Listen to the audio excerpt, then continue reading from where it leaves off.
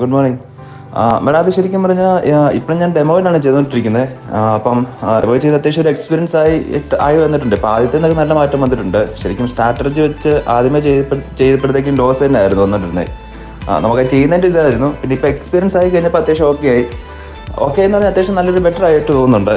പിന്നെ ചെയ്തുകൊണ്ടിരിക്കുന്നുണ്ട്. ഇപ്പം പറഞ്ഞാൽ മറ്റേ ഇൻഡിക്കേറ്റർ സ്ട്രാറ്റജി, FBG, പിന്നെ ആ ടിപ്സ് അതൊക്കെ വർക്കാവുന്നുണ്ട് നല്ല രീതിയിൽ. ഞാൻ നോക്കി കഴിയുമ്പോഴത്തേക്കും അങ്ങനെ മൂന്നാളുണ്ട്. അപ്പം പിന്നെ അതുപോലെ തന്നെ മറ്റേ ക്വാർട്ടർലി തിയറി അതൊക്കെ അത്യാവശ്യം കുഴപ്പമില്ല, എനിക്കൊരു വർക്ക് ചെയ്ത് കിട്ടിയായിരുന്നു. അപ്പം അങ്ങനെ ഞാനും ഈ പറഞ്ഞ 2 ടൈമിലാണ് ഞാൻ ചെയ്യുന്നത്. ഇവിടുത്തെ UK മാർക്കറ്റ് ഓപ്പൺ ആകുന്ന സമയത്തും പിന്നെ US മാർക്കറ്റ് ഓപ്പൺ ആകുന്ന സമയത്തും അതിന് എനിക്ക് കറക്റ്റായിട്ട് ചെയ്യാൻ പറ്റുന്നുണ്ട്. ഞാൻ അവൈലബിൾ ആയിട്ടുള്ള സമയമാണ് ഇത് രണ്ടും.